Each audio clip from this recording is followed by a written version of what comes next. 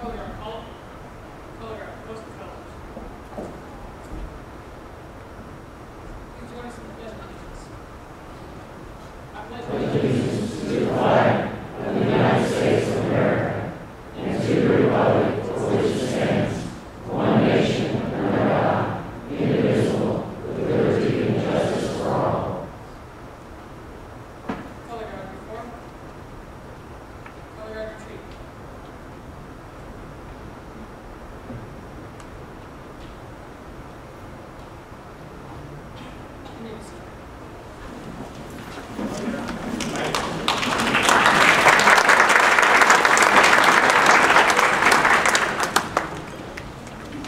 All right.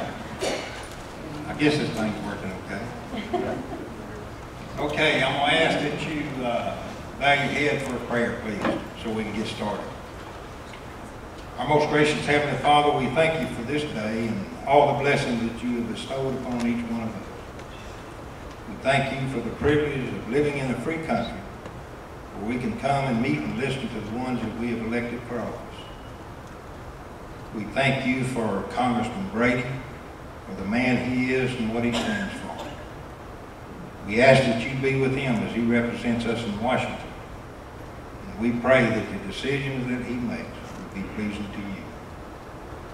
We ask that you bless this country, our troops as they fight for our freedom. We ask that you go with each one as we leave this place tonight. And we ask for a safe trip home. Now forgive us of our sins. In Jesus' name we pray. Amen. Amen. All right, Congressman Brady certainly considered it an honor to represent the 8th District of Texas in Washington. He's a leader in Congress. Kevin's a senior member of the House Ways and Means Committee, chairman of the Trade Subcommittee, and vice chairman and top Republican on the Joint Economic Committee. As a deputy whip for the GOP and a board member of the Conservative Republican Study Committee, he is actively involved in the House Majority efforts to protect the unborn,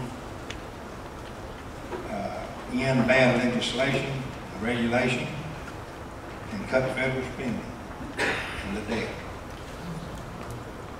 His honors are many, with some of his favorites being named the hero of the taxpayer, a defender of liberty, a small business champion, and a super friend of the seniors. Thank goodness for that. Above all, our congressman has never moved to Washington. He commutes to his job in Washington so that his wife, Kathy, can raise their sons, Will and Sean, right here in the Woodlands. So tonight it is my honor to present to you my friend, our Congressman, Honorable Kevin Brady.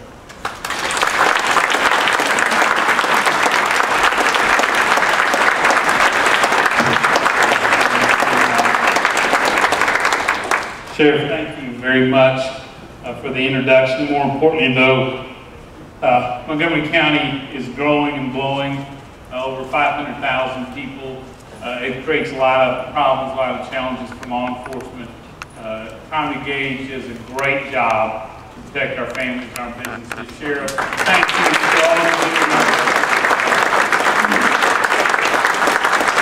And I really appreciate Boy Scout Troop 772 being here tonight. I don't know about you, but any meeting that starts with a prayer and the Scouts doing the flag is a good meeting. I want to thank Nick Schatz, Travis Dill, Chandler Harmon, Kyle Matlock, and Cole Matlock. Gentlemen, thank you as Scouts for being part of this tonight. Welcome to this town hall meetings. You know we do more than 50 town hall meetings a year. And we do that, one, so I can inform you about some of the issues going on in Washington. Two, so I can listen to you about these issues or anything else we need to have on our radar and fighting for. And third, to make sure that I hold myself accountable to you, the people I work for. So I will tell you, I didn't expect this kind of turnout on July 3rd. You know, normally the holidays have started things, you know, people sort of start to go their own way, but I think this tells you how concerned a lot of us are about the direction this country's going. So we're going to talk through some of these issues, but I will tell you, how many of you were at a town hall we held at Lone Star College 6 months ago, 8 months ago? Yeah. We were talking earlier with some friends about, I'm going to get a chance to grill a little tomorrow between parades and events. But after that town hall meeting, we had a big turnout, I guess 300, 400 there. If I remember, MoveOn.org sent a crew up from Houston, and they met Sheriff Gage imminently that night, which was good. But that night I drove home from the town hall meeting, and I saw these fire engines leaving our neighborhood, and I thought, man, I wonder what they're for, I wonder who they're visiting. Turns out it was my house. Yeah, my wife set my barbecue grill on fire. Now, you may ask, how can that be possible? It's a grill. It's supposed to be on fire. But she had moved it a little to try to cook some chicken. Some of the fittings had gotten loose, so when she fired it up, it caught on fire. Fireman came, thankfully put it out. And I go home and I'm thinking, my grill. I mean, at my age, there's a few things left as a man that I, have. My grill's one of them. And so I'm pretty down. And it was for my birthday. I'd saved up like 3 years to get it. Weber grill. I thought, I'll have this the rest of my life. Now my grill's gone. A 10-year-old, I'm putting him to bed that night. And my wife told me, the fireman got there to put it out real quick. And then my son, not missing an opportunity, ran upstairs to his bedroom, put on his firefighter gear, came back down. They put him in the cab, they took pictures with him, they showed him how the whole thing was done. So that night I'm putting him to bed. I'm kind of bummed out about the day's happening. I put him to bed and said, Dad, this was the greatest day ever. So, in his mind it was, the fireman came to our house. So I'm hopeful tonight, when I go home, things are a little less exciting at our household. So, well, let's talk through about what's going on. There is a lot, obviously, that affect you and me in a major way. I want to talk about the economy, how we're struggling, and we shouldn't be at this point. The spending crisis we face as a country. End of the year, I'll tell you, this is unprecedented. I've never seen this tax cliff, all these tax provisions, and possible increases that'll hit everyone's pocketbook in America, expire at the end of this year. Automatic spending cuts to defense will have a serious impact, along with unemployment benefits, the payroll tax holiday, the way we reimburse our local doctors to see our senior citizens, and possible debt ceiling vote. Then the future of Obamacare, given a very beyond disappointing decision by the Supreme Court. Here on the economy, the May jobs report, 69,000 new jobs across this whole country. We need 130 to 150,000 just to break even each month in our country. 69,000, fewest jobs a year. Job growth has been slowing by 2/3. Business consumer confidence down. We learned yesterday that the manufacturing orders are down dramatically, which means going forward we've got even bigger problems. And I get to see Richard at the Y when we work out. I saw you this morning. You're looking good, by the way. 4.5 years after the recession began, 40th straight month of unemployment above 8%. That's a record since World War II.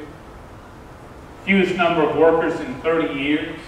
And in fact, if you took the workers who have just given up hope, who just quit looking for work, our unemployment rate really is 11%. It's not 8%, it's 11%. Lowest percentage of people. And I've been predicting for a year and a half that at how slow our jobs are coming, that on November 6th, there'll be fewer Americans working than when President Obama took office. After the stimulus, the bailouts, the deficit spending, the housing bill, the auto bill, the cash for clunkers, the cash for golfers, on and on and on. Fewer workers in America than when he began, which is unprecedented. Economic projections for this year, have been cut pretty dramatically from the Federal Reserve to blue chip consensus down to 1.9%. That's stall speed for the American economy. The Obama recovery in the economy, there's two ways you can measure in a recovery. One's by economic growth, one's by the jobs you've created. Well, in economic growth, this recovery is 10th out of 10 since World War II. Dead last. depending on what the jobs numbers are this Friday, my guess is he'll move past President Bush to be dead last in job creation in modern history as well.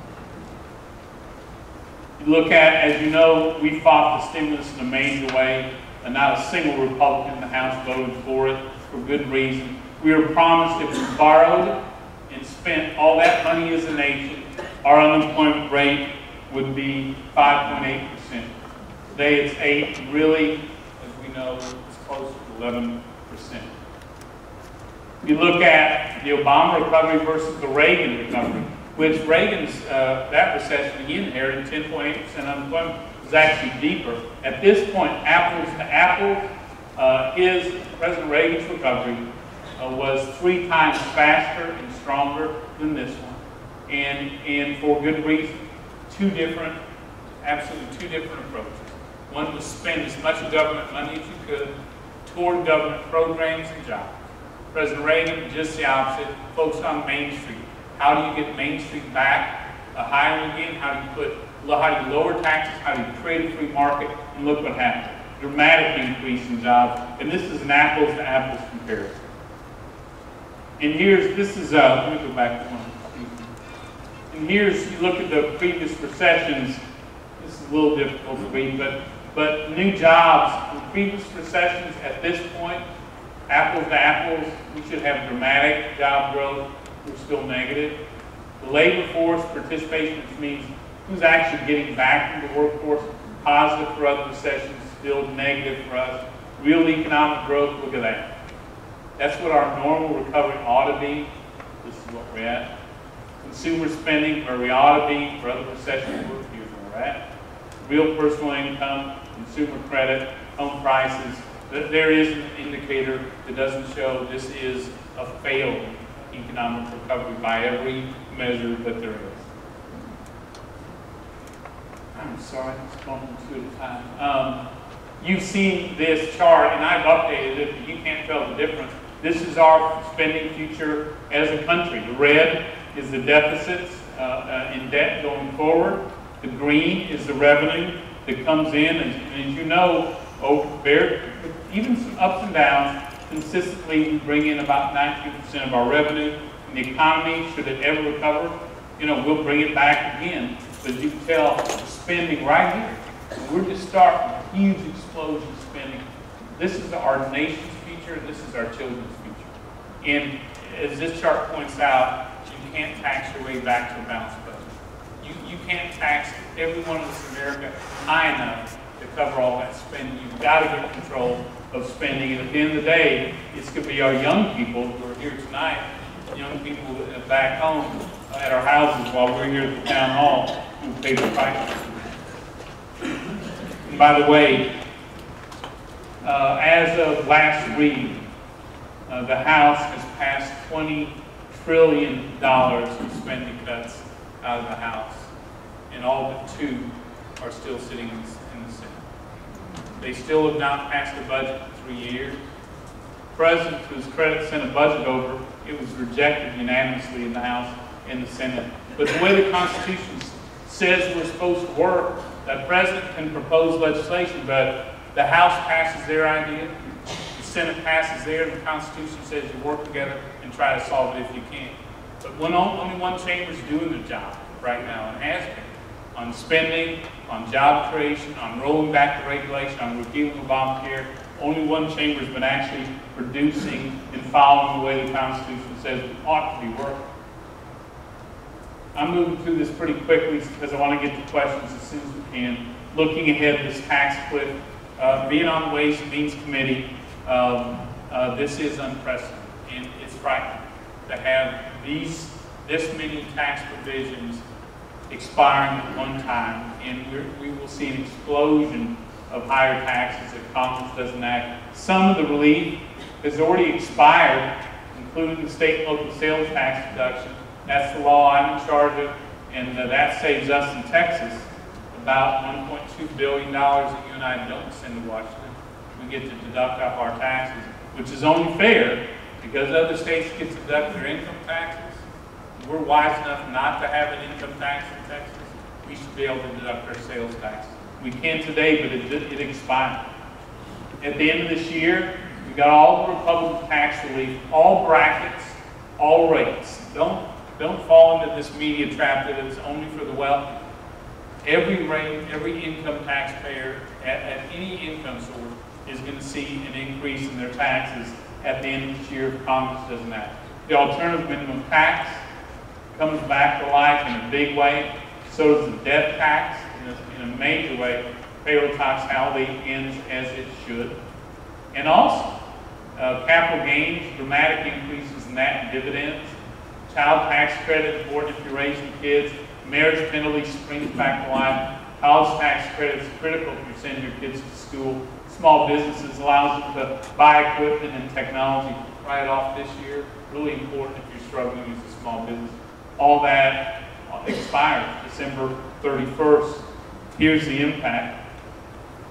According to the Heritage Foundation, for each one of us in the 8th Congressional District, you'll pay an extra $3,600 if these provisions are allowed to expire. And some of you will pay a whole lot more. And I don't mean just the professionals and those who are in the two higher tax brackets, the pro-growth tax brackets, what I call them. But seniors, when you see dividend taxes go up, triple, two things are going to happen. You're going to keep a lot less of the investments you've made in the past, on top of this zero interest rate you're getting anyway for your savings. And then a lot of businesses who file as individuals are going to get hit hard as well because of these tax increases. So it's going to be very damaging.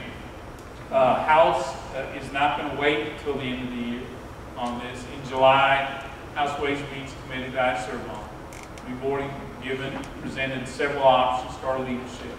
And in July, we're going to take up and pass a bill that extends all of these tax relief provisions.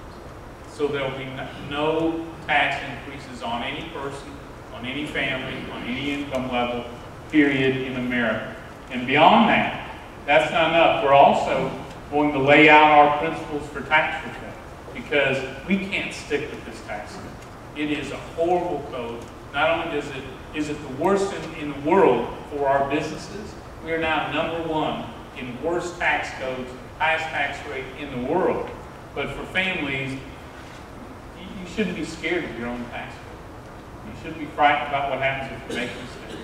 We shouldn't be punishing you for investing, working hard in savings, and that's what our tax code does. And so Republicans in the House, led by our committee, are going to extend the tax relief. The second element is we're going to lay out our principles for tax reform for families and businesses. And thirdly, we're going to adopt a timetable to fundamentally change taxes and recreate the tax code next year. So that's what we're going to do in July. We know the Senate will likely play political games with it between now and November, but we want to make sure that we have laid out where we stand for the whole country to see, and so that we're in a better position after election. A lot of people ask, so what's going to happen? Now, how will this tax cut be averted? And the answer is nobody knows, and we probably won't know until we wake up on Wednesday morning, November 7th. I hope I wake up having celebrated much of the evening before, but in truth, that will determine a lot. If we stay with the same president in the same Senate, we're going to have trouble avoiding that tax increase and all those other problems as well. If we get a new person to the White House and a new Senate, my gut feeling is not only are we going to avoid any tax increases, we'll finally get what we hope for long term, which is a fair, simpler, flatter tax code. That's where we're at on the tax code. These automatic spending cuts to defense, they were included in the Budget Control Act when Congress passed an increase in debt ceiling.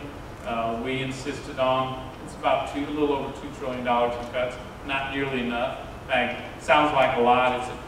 It's a tip of the iceberg of spending, but some of those were in defense. but they were the wrong cuts in my view. And so beginning January 13th or January 1st of next year, we're going to see significant cuts in defense if it isn't changed. The military will begin to be hollowed out. We'll lose about 100,000 soldiers, sailors, and Marines and Airmen. We'll have, as a nation, the smallest ground force since 1940. A fleet of fewer than 230 ships, the smallest level since 1950. In the Air Force, we'll have the smallest tactical fighter force in the history of the Air Force. That super committee, that debt committee, was supposed to handle these issues. They failed terribly. Texas impact. Texas, we're not only does Texas send a huge proportion of men and women to defend our country, but we're a major national security state as well. And if those cuts are allowed to occur the way they're programmed to, we'll lose about 125,000 jobs in Texas, a decent portion of it from our active duty military. The House hasn't waited to address this. We already passed a bill out of the House that has more savings than the automatic spending, bigger cuts than what's in the law today. But what we did is we protected the key parts of our military, and we cut wasteful spending elsewhere in the budget. So we've sent that over to the Senate.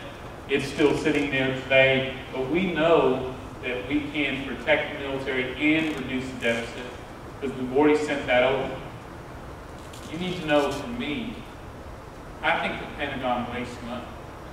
I believe that they waste too much money in what they buy, especially some of these very expensive weapon systems and other things. I introduced a bill beginning of last session called the Cuts Act.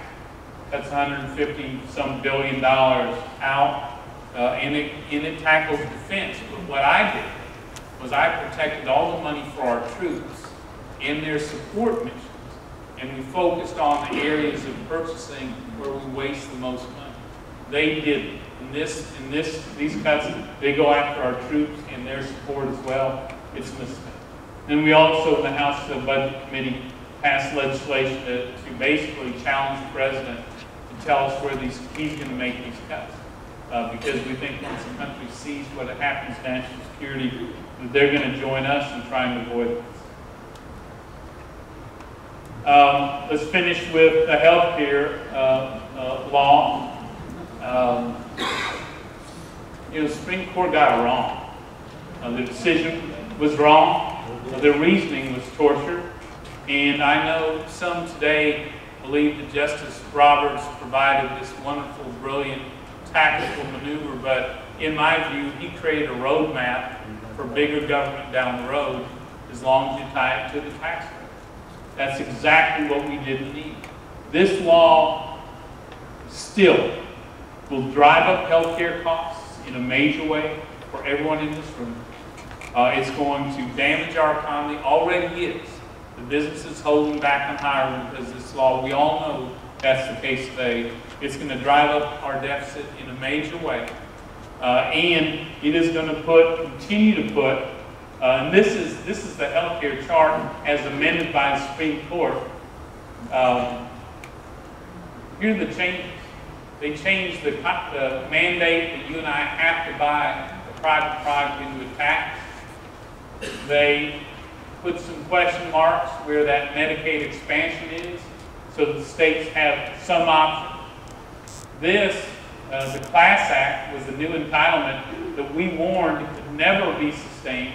It's been suspended, not repealed.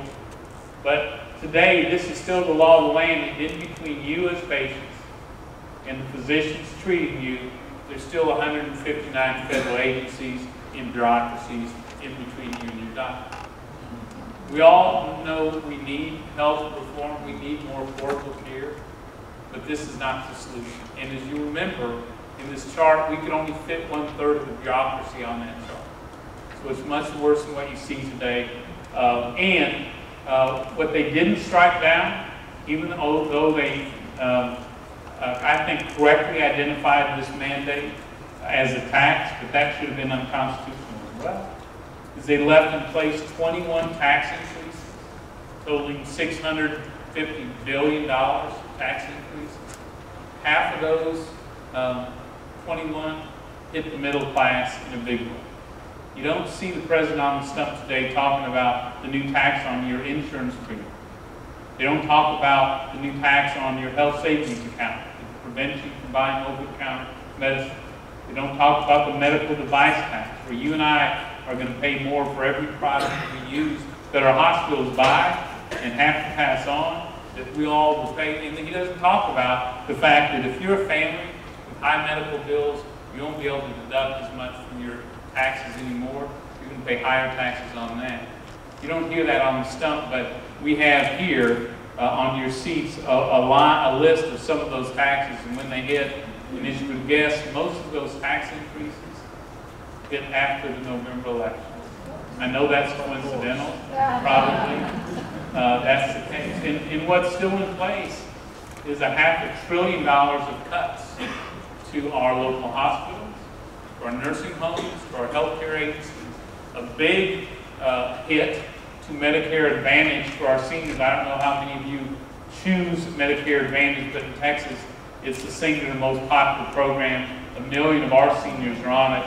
My estimate is that 2/3 of our Texas seniors will either be forced out of the plan they have today or they'll pay dramatically more. But guess what? All those cuts on seniors and Medicare Advantage, Steve, they hit after the November election. So we're seeing a lot of sugar today. We're seeing a lot of this is how great for all of us. But the pain from this is going to hit in a major way after the November election. We all ought to keep that in mind as we go forward. On July 11th, we're going to vote in the House again, I think for the 31st time, to repeal Obamacare in its entirety. We think it's absolutely the wrong health care solution for this country, and for a lot of reasons. We know the Senate won't act, but we want the American public to know exactly where we stand on this issue.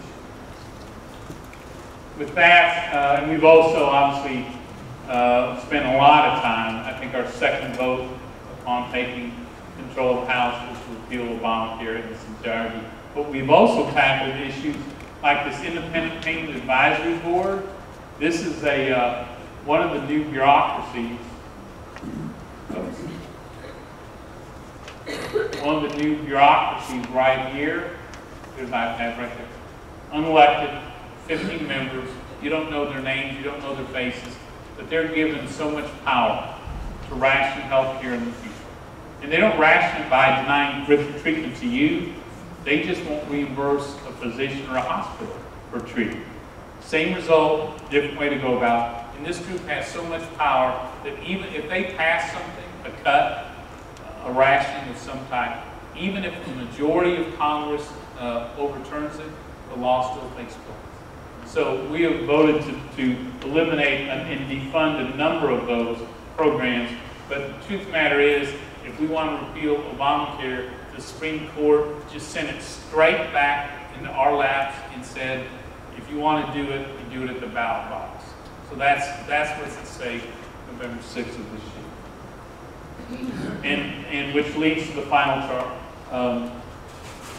We're going to decide, you and I, and the key questions we're going to decide in November is the problem for this country is that the government spends too much, or is the problem that they don't take enough of your income? Because that is, people ask, how can you take it up in Washington these days? This is the fight we're in. Every issue we're involved in, every fight we have over an issue is about those who believe the government spends too much, that's me, and most of you, and those who believe they ought to tax more. And we're going to decide that. We're also going to decide, you're going to decide, and me, how large a government do you want, and how large are you willing to pay for it? Because we are now at the outer reaches. Next year, if we were to adopt the president's budget, would have the largest government in America, larger even than World War II. Questions are you willing to pay for it? And how much liberty are you willing to give up? Okay. Then finally, now, because the Supreme Court, do you want Obamacare to stand as the law of the land? Not just for you and me, but for our kids as well. So there's a lot at stake. come November 6th. And the reason, again, why we're doing as many town hall meetings as we can, and we'll continue to do this throughout our 11 counties, plus our 6 new ones in redistricting, because we want to make sure everyone knows what's at stake when they go into that ballot box. So with your permission, let's stop. Bridget, if you got a microphone? Good. Let's take questions, comments, issues we need to have on our radar as well. Yeah, come on.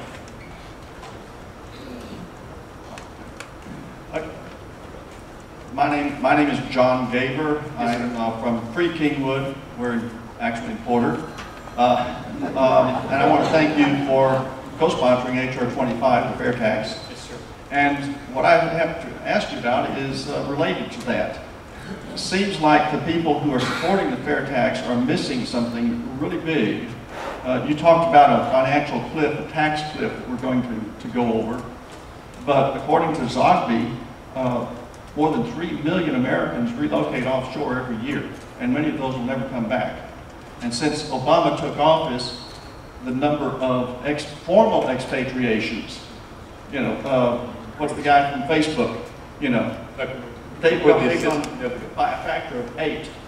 The fair tax could turn that around. Why is nobody saying anything about that? We are. It's just not getting, one, thanks for your support of that. 2, we are saying it, not getting much coverage, as you would imagine, in this media. I still think, and we've got folks in Washington who, because it's so bold, are afraid of it.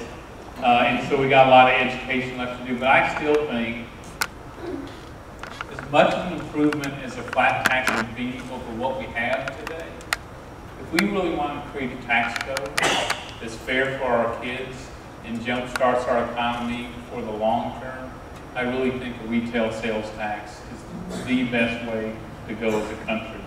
We're not there. I mean, we're not there yet in educating enough people to do it, but we're going to keep pushing. In fact, joining economic committee that I run for Republicans in the House and the Senate, Jim Lement's my counterpart in the Senate, we held a hearing on fair tax here a couple months ago because it just hasn't gotten, I don't think, the attention it deserves in all this tax reform.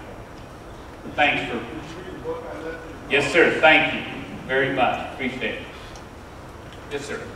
John, how are you doing? Fine. How are you? Good to see you. You have a great voice at church, too. Well, thank you. I appreciate it.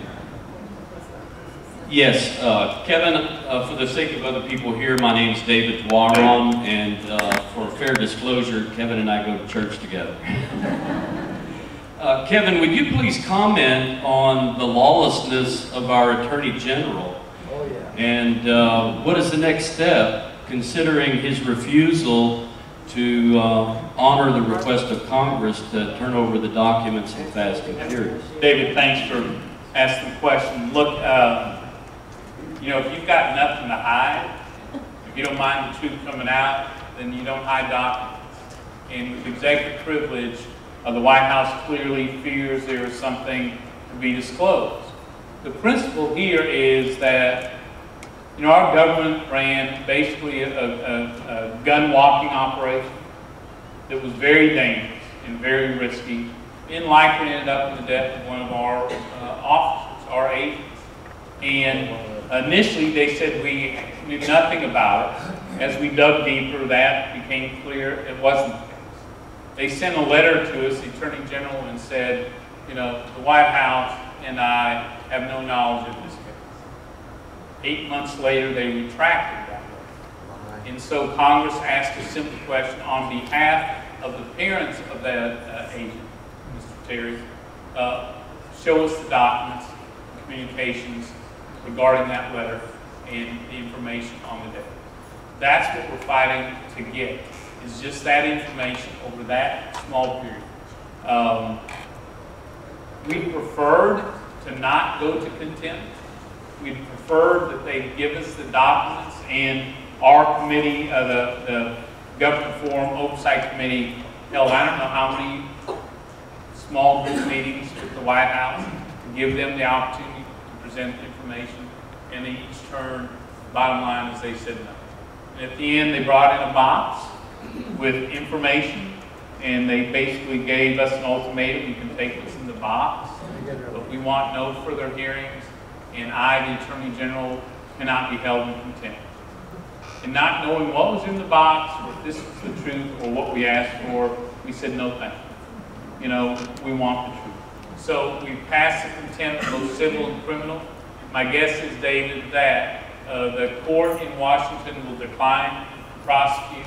The House will hire its own attorneys and prosecute and pursue the civil portion of that case, because all that family has asked for is the truth about the death of their son. And I also think that there is a bigger agenda here. There's a bigger agenda dealing with our Second Amendment rights, that this is all about. At the end of the day, that's what they don't want out in public. And so we're going to pursue it until we get to the truth. Do you support what we're doing? Yes. Try to get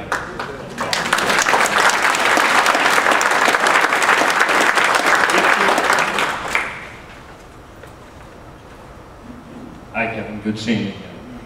I have a few comments and then a couple of constitutional questions I'd like to see. You know, with the high unemployment numbers that you showed, and I suspect they're even higher than 11% when you really factor in a lot of things, those folks won't be paying any taxes, probably for a long time. We already know, we believe, that about 50% of, I guess, the population of potential taxpayers don't pay any taxes. The one thing I understand out of the healthcare ruling is that in order to collect those taxes, there must be first a return, a tax return. If there is a refund to anybody for, let's say they don't owe any taxes in any way, any tax, medical tax to them for not having health care insurance would be out of their refund. That's what I understand so far. You can comment on that in a moment. Along that line, before coming here, I saw on the news that 60% of this was a statistic, 60% of people polled since Friday's rule or Thursday's ruling didn't even know it was in the Supreme Court. 60% of this poll didn't even know it was in the Supreme Court. Okay, those are my comments, and you can comment on that. The two things I'm very curious about, and we're all probably learning a lot more about constitutional law than we ever thought we would, but tax bills have to originate in the House, is that correct? Yes, yes, sir. The Affordable Care Act originated in the Senate. Now, I know it wasn't clearly introduced as that in the Senate, as a little complication with some history there. But anyway, it didn't originate in the House, so therefore, you know, that's an interesting question. Furthermore, with separations of power, how can the Supreme Court declare something to be a tax when it can't create a tax? Yeah. Those are my two constitutional questions. Thank you. Thanks, Richard. Let's reverse. You know, they dug into an old precedent and an old law to make the case that even though the president didn't call it a tax, ultimately it was a tax. They kept calling it a penalty until they were challenged in court. Then it became a tax. Now they're saying it's a penalty. This is the White House. I don't care what position they take, just pick one. You know, and stick with it for a while. But yeah, the court basically, you read the ruling as I did, and I'm not an attorney and I'm not a Supreme Court watcher, but bottom line, they said it doesn't matter what Congress calls it, it's a tax, it's a tax. But here, remember, at the heart of this is, and I know economists look at this and they say, well, you know, there's no difference between a research incentive and this tax. But there's a huge difference. One is an incentive to do more research as a business or as a company, in which you get a slightly lower tax rate. This is a penalty, a tax for not buying a private product Washington has compelled you to do. Huge difference. I don't care what the economists, how they parse it. Huge difference. And now, any big government person going forward knows any expansion of powers, as long as it's accompanied by this tax to enforce it, is now constitutional. So I don't buy this, the limits were wonderful on the Commerce Clause side, you know, and they tied the hands going forward. They did not. They created a huge roadmap. Exactly the wrong one, in my opinion. So the first question. Second one was, Originating with taxing power It is, yeah. And then how can the Supreme Court say something's a tax? Yeah, in the Constitution, all tax revenue matters have to originate in the House. They originate in the Ways and Means Committee. In this case, if I recall, they took another bill unrelated to health care, passed it, stripped it out in the Senate, did their last, remember the holiday behind the Christmas Eve? All those loopholes, 17 loopholes, all those special interest provisions, put that in. That's how they managed to get around that constitutional provision. But to your first point, a person, because the subsidies are so rich in Obamacare, a family making up to $90,000 will get a health care subsidy from you as taxpayers. And under the law, if they get it illegally, they don't even have to pay it all back. But my guess is that someone who made so little in taxes that they would get a refund anyway are probably kicked into Medicaid. So they wouldn't be getting the subsidy directly to them, or they wouldn't be paying that penalty. They'd be kicked into Medicaid without. That's my guess on your first one. But it really raises a bigger question, which is, are businesses going to continue to offer help? And my guess is not many, because the incentives are so wrong and punitive to continue to offer. We talked about this before. If you provide health care today, but it's not government approved, you pay a tax under this of $3,000 a worker. You just don't offer it all, you pay a tax of $2,000. So it makes much more sense to drop your plans, which are $7,000, $8,000, $9,000, $10,000 a year. Pay the penalty, put your workers into the exchanges, which means you and I will be paying more subsidies to more workers. There'll be less of a free market. And at the end of the day, the architecture, if you wondered why we fought so hard against the single-payer system in this, is because the architecture long-term is to drive people into a single-payer national health care. And that's what it is. And my guess is, except for the companies that are in maybe the technology industries that are competing very hard with workers, that have a little higher margin, and so it's going to be for them a recruiting tool. My guess is a lot of businesses between 300 workers and 3,000 workers will have little choice but to drop. What do you think? Yeah, I agree. If we don't defund, repeal, and replace. Yes, sir. And you might address that. Great, thanks. Bridget, you want to grab some over there? We'll get to all that. Hi, Steve Toth. Yeah, hey Steve, how are you? Good, thanks. Yeah, congratulations.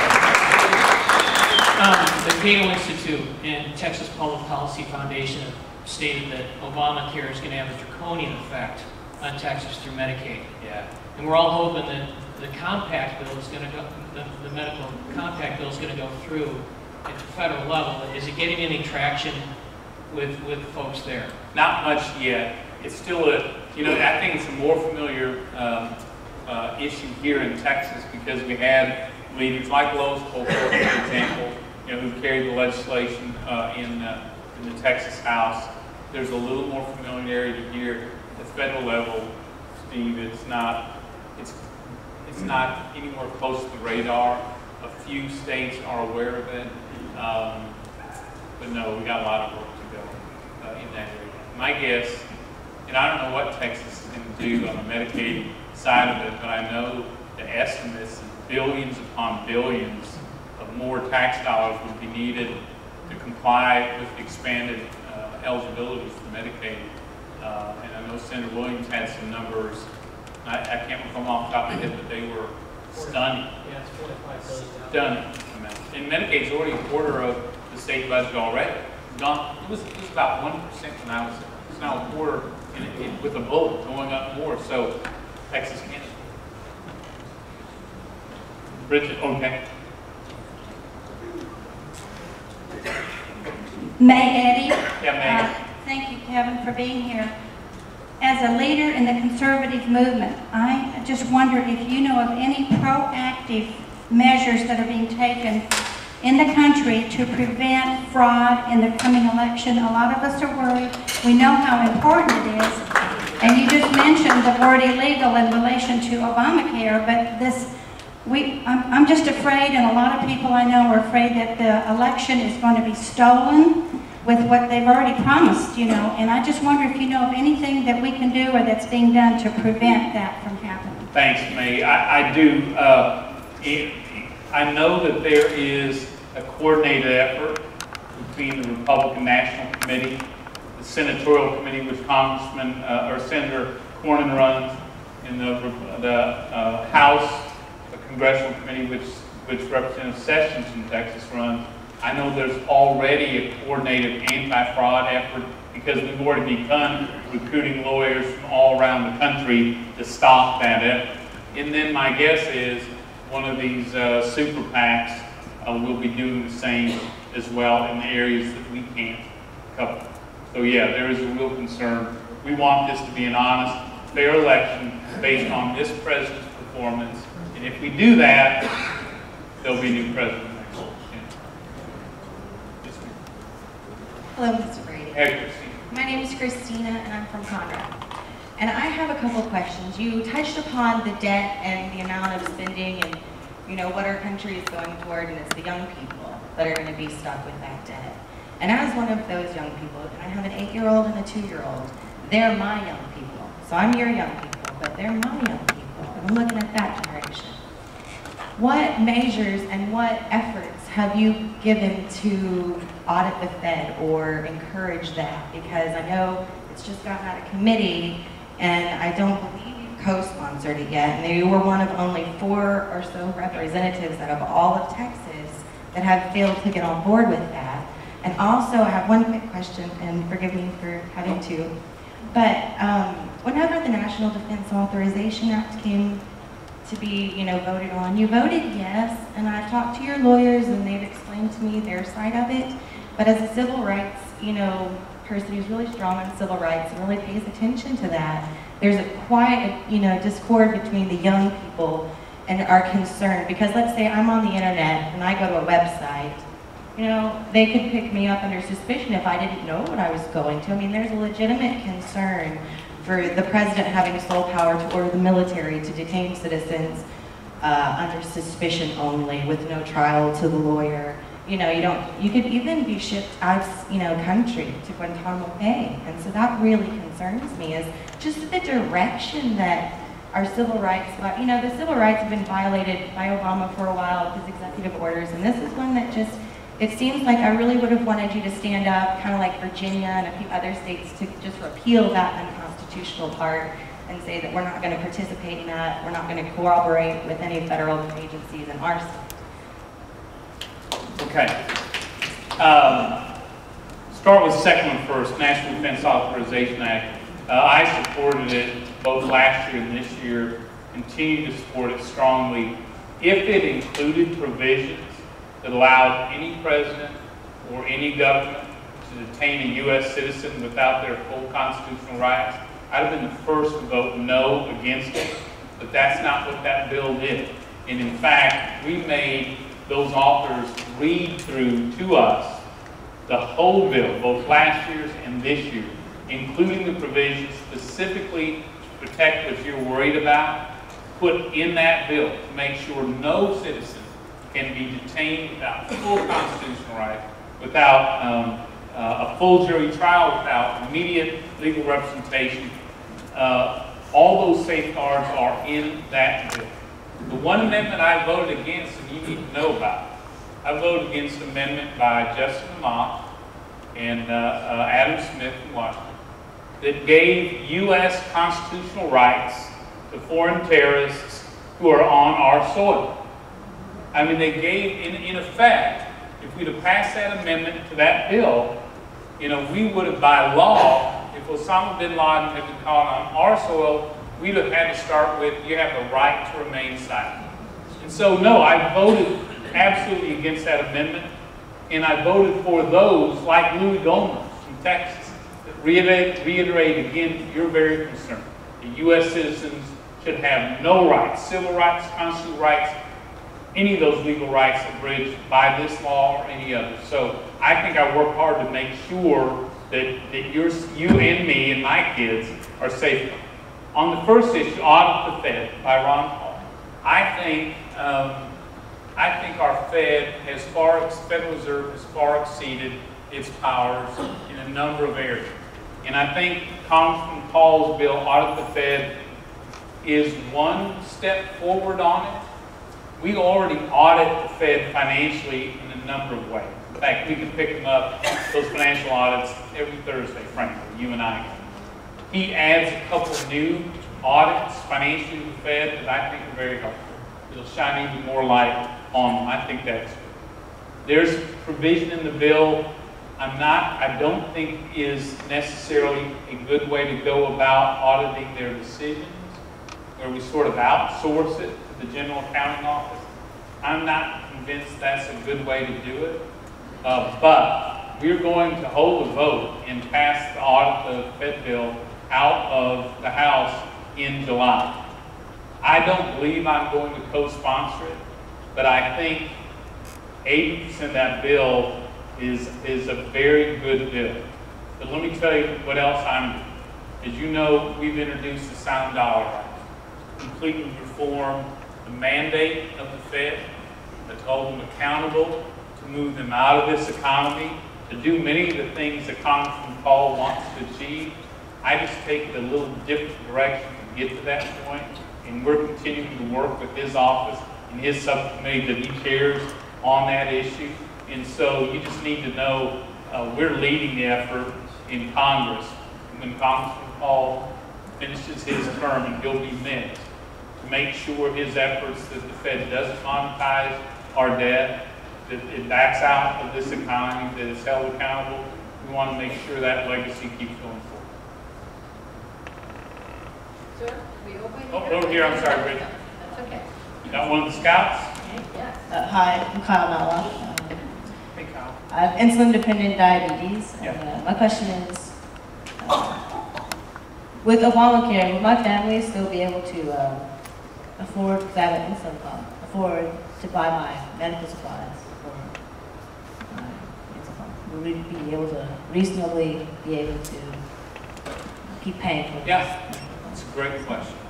Initially, I would have to say the answer is initially yes. In fact, I would imagine for the first decade or so, if this law goes forward, the answer is yes. What I don't know is the long term. Government will run out of money to fund that health care. Not right away, but it will. In fact, the cost of it's already doubled in 2 years. And they will run out of money. At that point, some of those bureaucracies that start to ration care will kick in. And the ration boards are the ones that are in the sort of that orange area right there. They have tremendous power down the road. And so what I don't know is where will they will rob Peter to pay Paul. And I don't know who Peter's going to be in this case. So I can't assure you that a decade or more from here that the insulin pumps you need, or anyone who's got a chronic illness, especially over a long lifetime, you know, where it's going to be expensive for a long, long time. Those are probably the most vulnerable as we get to those days when they run out of money. And one of my frustrations on this is all that bureaucracy, all that new law, those new mandates, none of it lowers the cost of health. It actually drives it up. And the biggest reason families like yours struggle on health care is because it is so expensive. So I think this is the wrong solution long-term for people like you. Frankly, anyone who picks up early in life a cancer, a chronic illness or disease, where those costs are going to, or you happen to hit the lottery and the medicine for you is insanely expensive. Those are the families that are going to worry the most long-term, and I can't give you an answer of what that would be. Any thoughts? Kyle, thanks for the question. Bridget, yes, ma'am. Hi, Kevin. Thank you very much. Vicki Hale. Thanks for all of your service, and thanks for the levity at the beginning of the program regarding your grill story, because it's been such a sobering few days I wanted to cry almost every day since Thursday. How does this happen to us?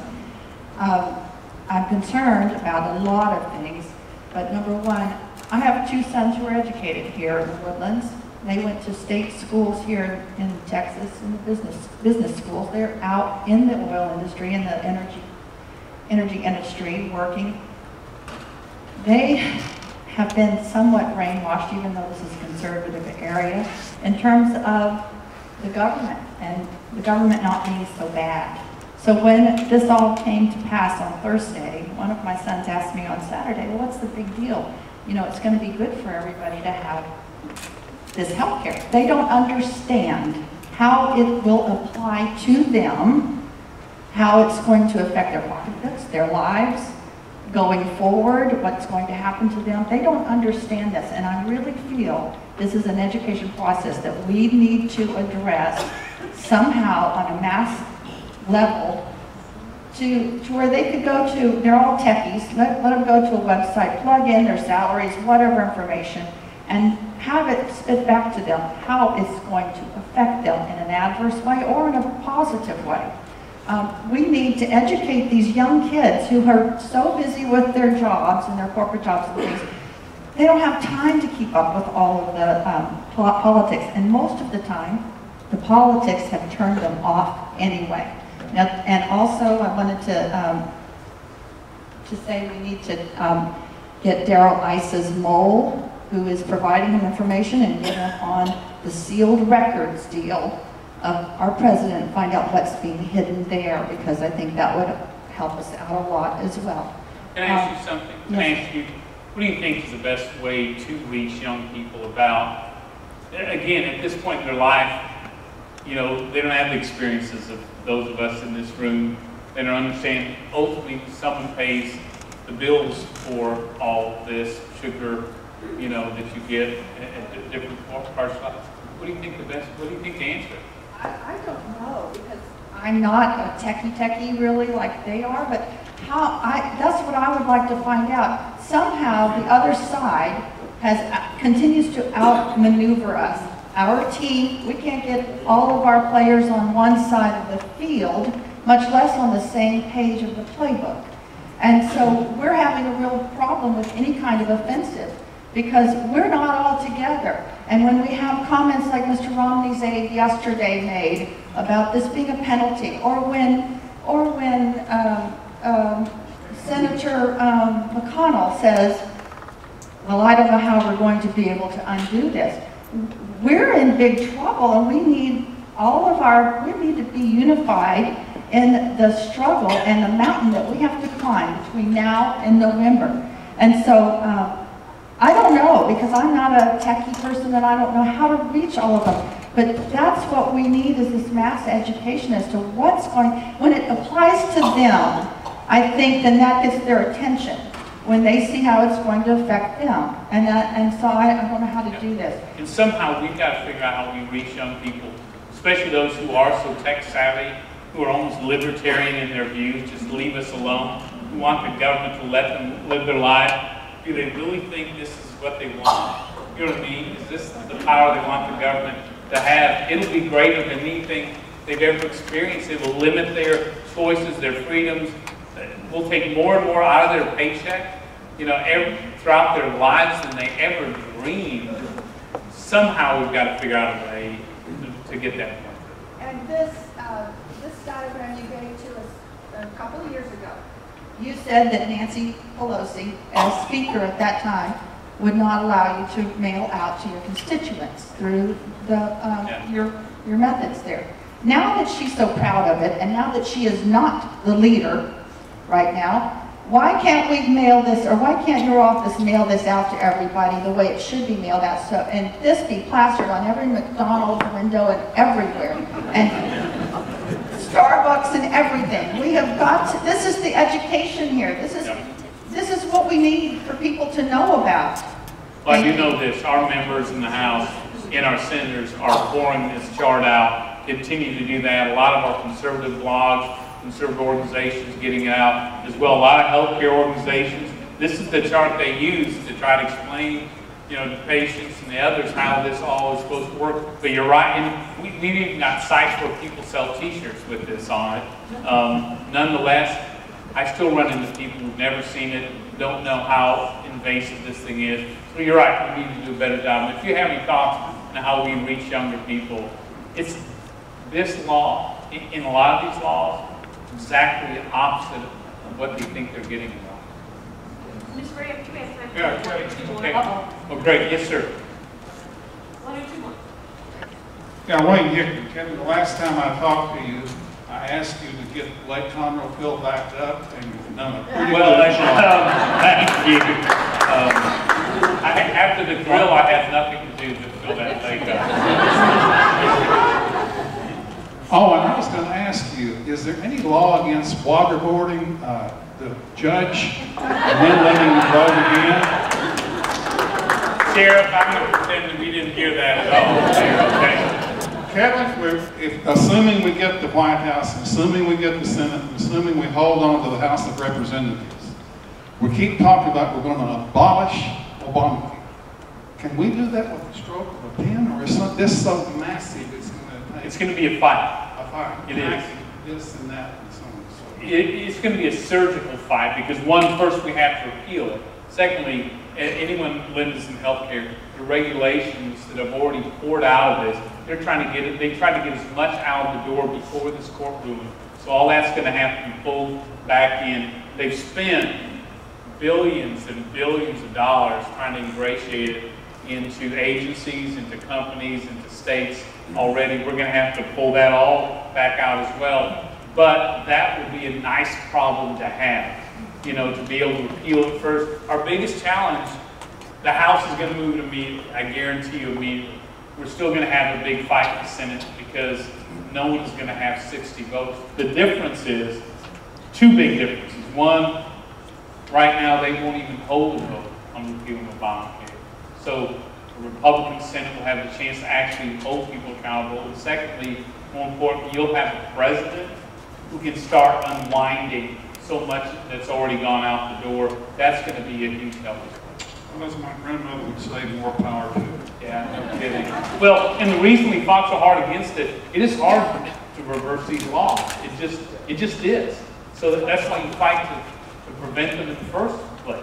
Which is, and now in this, man, in the states, you know, some of these tri-colored provisions are special loopholes, special provisions states got. You know, that's deep into the thing already. You know, what we're fighting, the religious freedom issue, the essential health benefits package right there. Right there is one our Catholic churches and others are fighting, the mandates on contraceptives. The pro-abortion issues, they're already, we have a lot of work to pull all this back in. It will not, we will spend several years at least pulling it all back in. Richard. Pamela New, Montgomery County Republican. Yeah, I can. How will the changes ahead affect the health insurance for our young active military as well as our retired military? Did you all hear that? How will this affect our young active military and retired military? You know, the active retired military today, there's provisions not in this bill to deal with TRICARE, you know, how they get their health care, and some of those benefits proposed in different budgets, including the president's. Those have all been rejected, but we'll have to keep our eyes and ears on those going forward. I'm trying to think. Young active military, the answer is I don't know, except a little sort of the answer that I gave Kyle here. At some point down the road, they're going to run out of money for this. So the question is, where do they take the money from? Is it Medicare? Is it Veterans Care? Is it TRICARE? You know what I mean? I mean, they can't raise taxes high enough to fund all this. And so what I don't know is, if this is allowed to stay in law, years down the road, whose people that they're going to rob? that could be our active, the young military today, you know, that are, as they age out, as they serve in the future. But I don't know that for certain, but it seems to me, before you adopt something like this, you ought to know you can pay for it or not, and you can't. You can't ever pay for it. Kevin, you want to finish, or Joe, Kevin, one of you guys want to finish up? I think this is the last one, Mr. Brady. Kevin Williams, my 2 points. First, I understand y'all are going to address Obamacare on July 11th. Yes, sir. And I just, with all my heart, hope that you guys would hold the ground and be willing to defund it completely. Even if it came to a shutdown, I certainly would support you.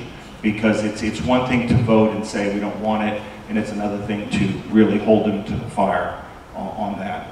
The second issue you just mentioned, the Health and Human Services mandates are so morally offensive. They really strike to the core of religious liberties. They take away so many rights. And right now we see the Catholic Church and hospitals, universities, food banks, etc. being targeted, but I'm certain that they won't stop there. Is it possible for you to bring legislation that would directly address these mandates and push back on them? Because when they tell us that the Knights of Columbus is not Catholic enough, you've got a really serious problem, and that's what they've done. Yeah. One, Kevin, thanks for raising the issue too. Thanks for all you do for 40 Days for Life. Yeah, we are pushing back in a major way with legislation to restore that. And remember, you know, the principle here is that to guarantee religious freedom, what we've always said, for example, about taxpayer funding of abortion, whether you're pro-life, strong pro-life like me, or hold another position, what we've always agreed on is we will not use your tax dollars to fund abortion. And along with that, we've always said, at least for decades and decades, that if you're a healthcare provider, insurance company, an organization, we will not, as a government, force you to abandon your religious principles to provide this service. The government will not compel you to do it. Both of those principles have been violated. They're done in this healthcare law. That's why not just Catholic, a lot of organizations are supporting this lawsuit that will end up Supreme Court to challenge this. But it's another huge reason we've got to defund every dime of this bill in the major. And Joe, why don't you? I know you had your hand up for a long time. We've talked enough about health care, so Joe Fowl, thriving metropolis of Plantersville, Grimes County, new addition to CD8. Joe, we're glad to have you here too. Thank you, sir. Thank you. My concern is and I heard it on the way over here on the news, so I know it to be true. Excuse me, I almost spit that water out when you said that. Sorry about that. But Sherry and I have our oldest son who's 18 years in the Navy. He's just started his 6th or 7th deployment to Spain, but he's on his way to Kuwait. And with the news today about what's going on in the Middle East, that's a major concern. You showed a slide about military cutbacks. And if those cutbacks occur, a lot of this healthcare issue is going to be a moot point because our new dictators and our new government will have something far worse than what's being proposed by our government. But just one example, our Navy is going to go to green fuel at the cost of only $46 per gallon. But those in the government are giving us peace of mind because they're saying the cost will go down as more users get involved. But even if it's a 50% reduction, we're talking about $23 a gallon. One carrier burns 100,000 gallons of fuel per day. So this green fuel would only cost us $4.6 million per day. But if we run our regular diesel, as we have been, and I'm sure we don't pay federal road taxes on that, so we probably get it for about $250,000 a day. And I know this is peanuts in comparison to a lot of things we talk about, but doggone it, this is our money That's our military that's defending our freedom, and we got yahoos making these kind of decisions. Congressman, you need to go back to Washington and fire them. I think with all due respect, you work for us, they work for you, you have my permission to go fire them. Deal. It's a deal. You made the point, maybe that's not a lot of money in the scheme of things. It's a lot of money because it's all throughout our government. These wasteful programs over and over. That $242 billion, $250 billion in savings we identified, it was easy. It was not hard to do $250 billion at all. Things like right now we waste $7.5 billion giving government checks, child tax credit refund checks to people who are here illegal. We lose like $40 billion giving subsidies to people who aren't eligible, and the law doesn't require them to pay it back. Now, if you overpay the bank, you want all of your money back. Well, you're a taxpayer. You should ask for all your money back. And over and over, with those $1 trillion deficits we're running, think, every day we pick up the paper, and you guys know this, and I wish I could take you with me up there, but we're looking at Europe and the mess they are in today, and we're saying, how could they have got themselves in there? Our deficits the last 2 years, twice as high. And we're in the same mess. We've got to fix it. So no, there is no money we can afford to waste, especially on foolish things like that. So Joe, you finished up this meeting the way it ought to be. One, look, we want to keep you involved, so you're not on our e-newsletter list, or if you have an issue, sign up so we can keep you engaged and involved. Secondly, we do a lot of town hall meetings, we do telephone town hall meetings. If you need a meeting to talk about issues, call us so we can sit down. We need to know how we can keep fighting for you. And then finally, trying to, again, tomorrow's our country's birthday. Independence Day. We are still the greatest country on earth.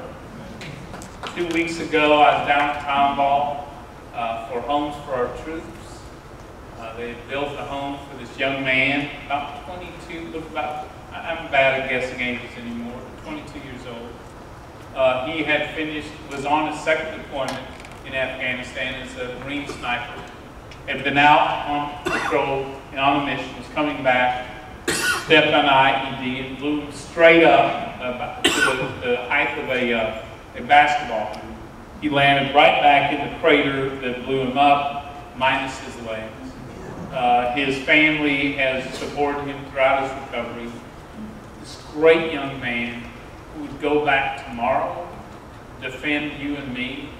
So with all the challenges we've got today, tomorrow, let's at least take time to count our blessings for what an amazing country we are because of people like this. So anyway, thank you all very much for being here.